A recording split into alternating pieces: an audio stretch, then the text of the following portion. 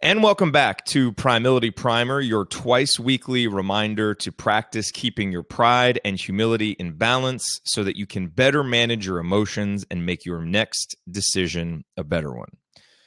So to begin 2016, we have been focused on how Primility can help us make better decisions. And specifically, we've been discussing how Primility will help you make your next decision a better one by helping you manage your emotions through the practice of balancing pride and humility.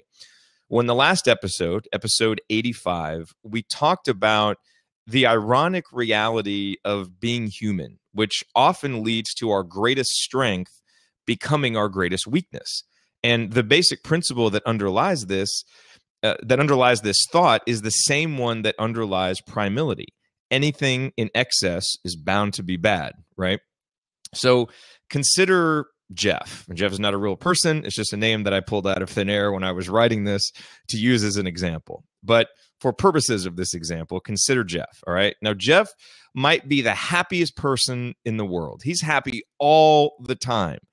People are amazed by his attitude. Jeff is happy somehow, even in the face of sadness and grief. He's that guy who finds every silver lining, and that may serve him very well most of the time. In fact, it probably does. But there will be times when Jeff's happiness does not serve him well, when this great strength becomes a weakness. His happiness, his positivity during times of tragedy might not allow him to communicate well with people close to him, because perhaps it makes him unable to empathize with their despondent feelings, or because others may be annoyed by or even jealous of his attitude. Jeff's strength has become his weakness. But what's the solution? Self-awareness. The solution is for Jeff to understand himself, to understand how he views the world, what his natural emotional reactions are, how those influence his choices and actions, and how those choices and actions impact the world around him. Now, armed with this self-awareness, Jeff can indulge this great strength of his unyieldingly positive attitude, while recognizing when it's a weakness, when it actually has a negative impact on situations that he is in. A self-aware Jeff might start to realize when the time is appropriate for his personal brand of optimism and when it's not. He might also realize that his attitude isn't just harmful in certain situations with others, but even in his own relationship with himself. Maybe his optimism has simply been a defense mechanism that has prevented him from having to confront difficult feelings or emotions. Who knows? I could go on and on. You get the point, I hope. We all have strengths, and we want to maximize those strengths. But there are situations when our strengths become our weaknesses, and this is exacerbated by a lack of self-awareness. And that is why the tagline for Primility for most of 2015 was self-awareness for self-determination. To make our next choice a better one, we have to understand where we are right now, and we have to and have a grasp on the emotions that are pushing us in one direction or the other. Otherwise, there is no self-determination. We're making decisions, but really we're just being driven by emotional reactions manifesting themselves as decisions. And viewing our strengths and our weaknesses and our emotional reactions and our decisions along a simple spectrum of pride and humility is one simple, reliable way that we can do this, that we can practice this and get better at it. So for the rest of this Primility Primer, I want to briefly go over a few different methods for improving our self-awareness. And I'm not saying that you need to do all of these, but what I'm saying is that they have either worked for me or I've seen them work for others. So I hope that perhaps they can work for you too. So here they are, 4 simple methods for improving your self-awareness. Number 1 is journaling. And this is a practice that I started at the beginning of 2016. I've done it off and on before, but never really with the commitment that I'm doing it with right now. And I do it every weekday. And what it allows me to do is confront whatever I'm feeling each morning and kind of work through it as my pen works across the page. I've also found it to be a great way to practice gratitude and to simply remind myself of important thoughts or objectives, almost like a reset before my day begins.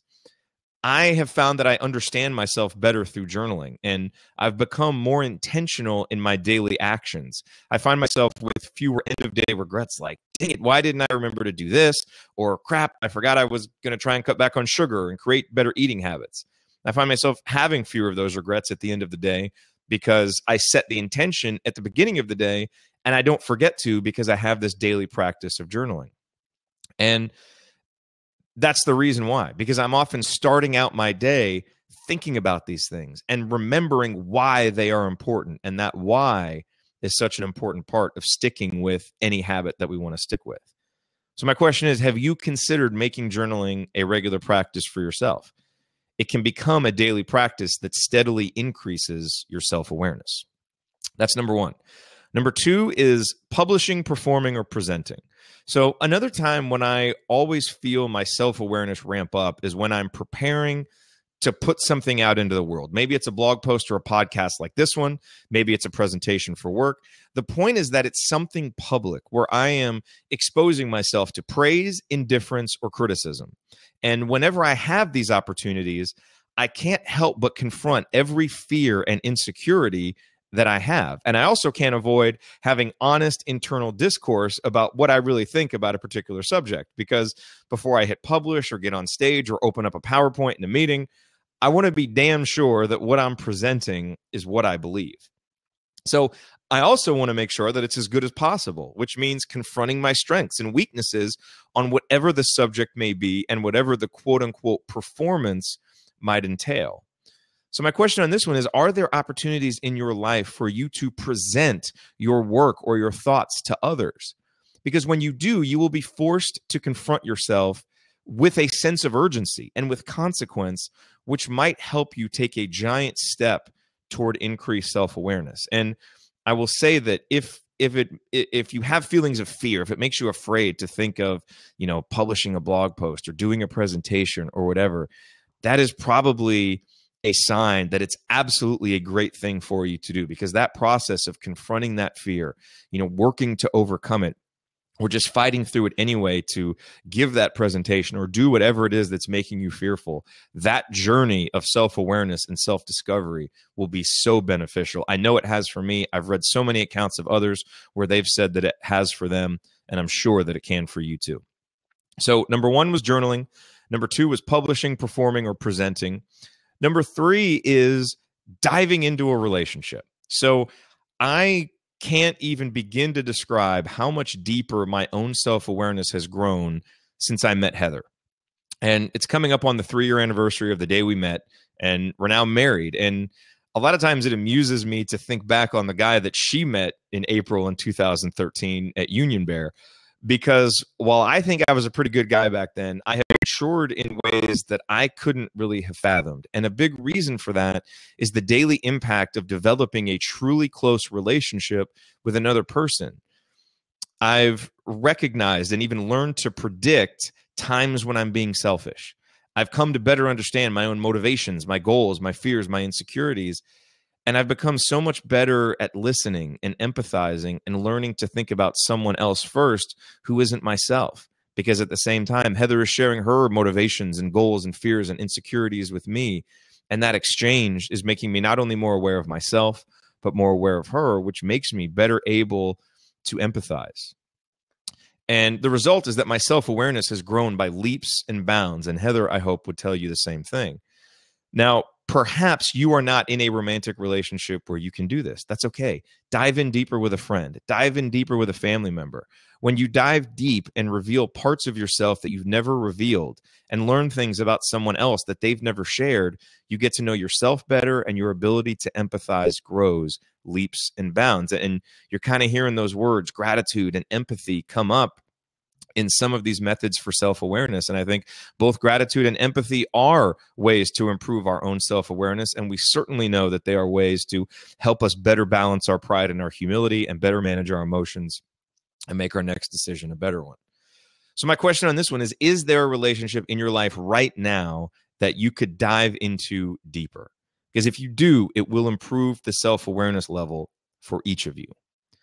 So our 4 methods here for dramatically increasing our self-awareness. We've got journaling, we've got publishing, performing, and presenting, we've got diving into a relationship, and now the last one, the fourth one, is the simplest one.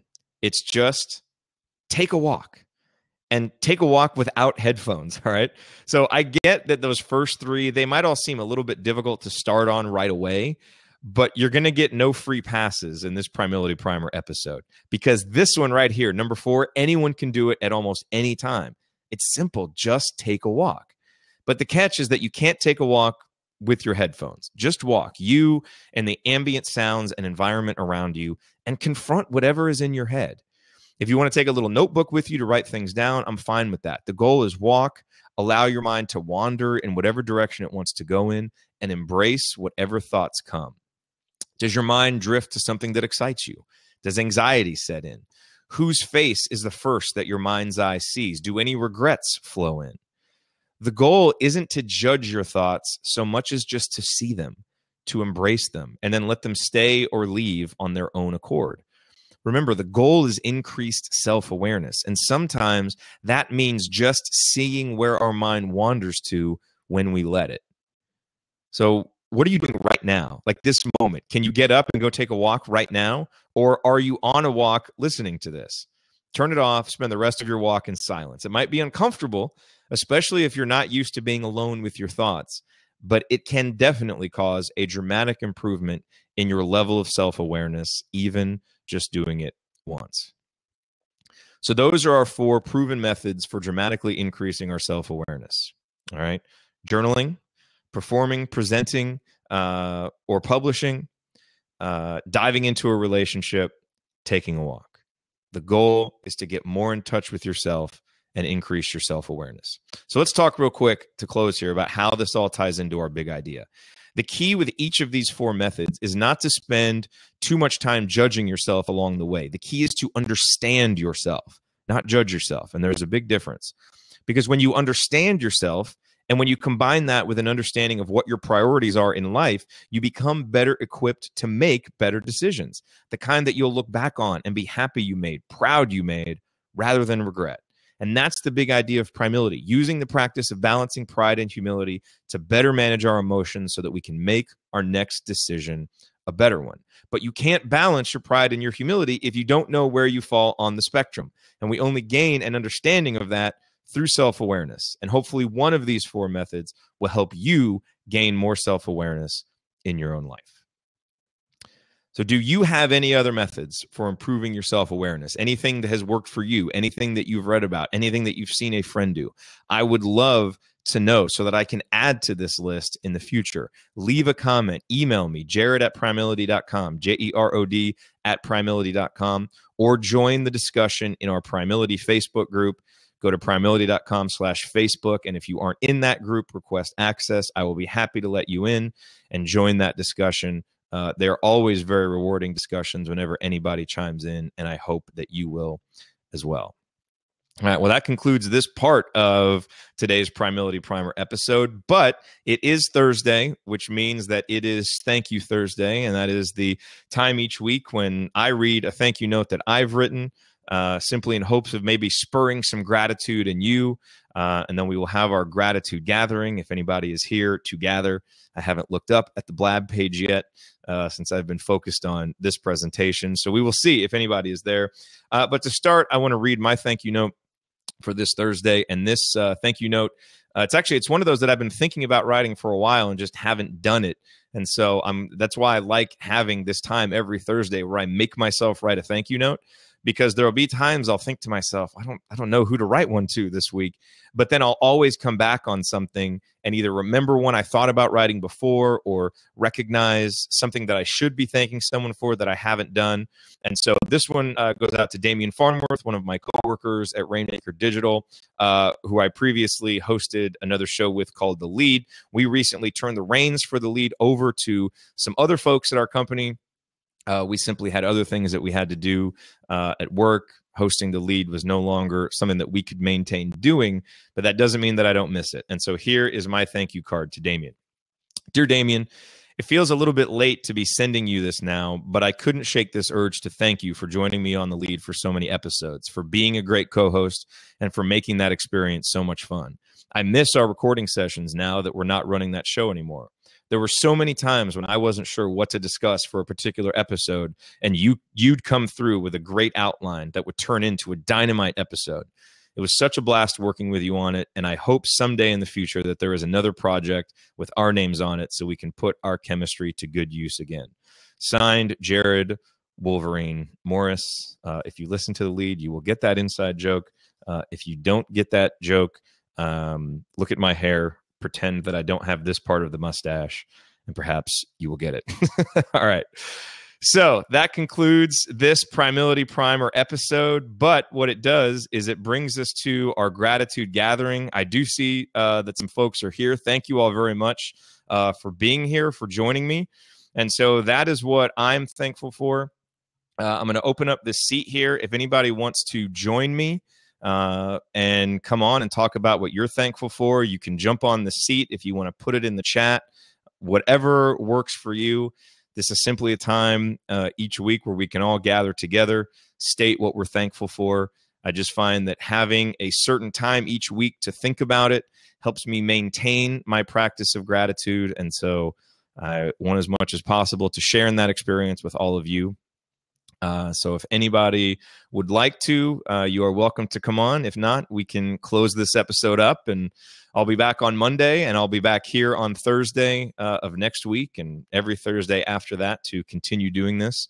So it's nice to see Wafa here. She was here last week. Great to see you, Wafa. Great to see you here, Daryl and Angela and Davinder. I hope I said that name right. Would anybody like to chime in with some gratitude here before we close up? And even if you just want to use this time to think about something that you're grateful for to yourself, that is totally okay too. You don't need to come on and speak about it publicly or even chat about it. Maybe right now you're over there writing a thank you card, which would be fantastic as well. Again, the goal is all about practice and making it a consistent practice. All right, so we've got Wafa on the line again, I think. Wafa, are you there? Hello? Hello. Hey, how are you doing? I'm doing fine, thank you. How are you? I'm doing well. Thank you for joining me, and thanks for being on the Showrunner Huddle yesterday, too. It was really cool to see you there. Yeah. So what are you feeling grateful for today? I'm feeling grateful for a friend of mine. Her name is Amy, and she's a wonderful friend, and she always be by my side, and she helps me a lot. That's fantastic. So, and you said her name is Amy? Amy. That's very cool. And so you're thankful for her and for being by her side. Is there a specific time when she was really there for you that really sticks out, or you're just generally appreciative of her presence? I'm really thankful for that that I've known her, and she always helped me a lot. Yeah. Since I know her. So let me ask you this, Wafa. How do you let Amy know that you appreciate her? Do you tell her? Have you written her a note? Is there any way that you let her know? Do you? Yeah. That's wonderful. That's great. And how does that make her feel when you thank her and let her know how much her help and her friendship is meant? She always like the same. She thanked me, and I thank her. We are grateful for being friends. Yeah. Well, that's fantastic. Well, thank you for sharing that, Wafa. I appreciate it. And I appreciate you being here for the second week. You're the first person to speak up on the Gratitude Gathering. It's great to have you here. Thank you. I'm also thankful for being at this episode. Oh, well, thank you. Thank you. I'm glad you're here too. Have you tried any of those methods for self-awareness? Were you able to hear all those? Yeah, I've heard it. Was there any one in particular that you liked or that you're going to try? Yeah, I'm going actually to look at the 4 of them. Yeah? All right, perfect. Well, Yeah. when you do them, let me know. Let me know what your experience is, if anyone works better than the other, or if you have any other ones, because I'm sure there are many more than 4, and we can add to that list as we go. Yeah. So let me know, okay? Okay. All right, thank you, Wafa. Hopefully I'll talk to you next Thursday. Okay. All right, Thank you. bye. Bye. All right, well, that was great. So that was Wafa joining us on this gratitude gathering, this episode of Primility Primer. Before I close up, is there anybody else out there who would like to come on? The spot is open. You're welcome to come. It's always fun being able to talk with you all one-on-one, either to get your thoughts on the episode, to talk about something that you're grateful for, anything. I just appreciate the opportunity to interact. So it doesn't look like anybody else wants to come on for today, but that is totally okay. I'll continue to be here on Thursday. We'll continue to work to grow this gratitude gathering. But the most important thing is to think about it on your own, to write a thank you card, to reach out to someone that you're feeling thankful for, like Wafa has done with her friend Amy, and to let them know, because that just keeps that kind of circle of gratitude going, and it makes all of our worlds a better place when we do that. So thank you very much for being here live for this Primility Primer recording, for this gratitude gathering, or for listening on the podcast, if that is how you choose to consume Primility Primer. We go live every Monday and every Thursday at 8 o'clock Central Time, and I will be back next Monday with another brand new episode of Primility Primer. In the meantime, stay cognizant of your pride and your humility, so that you can better manage your emotions and make your next decision a better one. Wrist bump.